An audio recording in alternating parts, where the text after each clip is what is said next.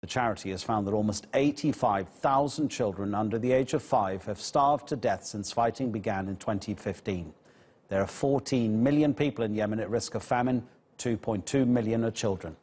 And the United Nations says about 400,000 young people will suffer severe malnutrition this year.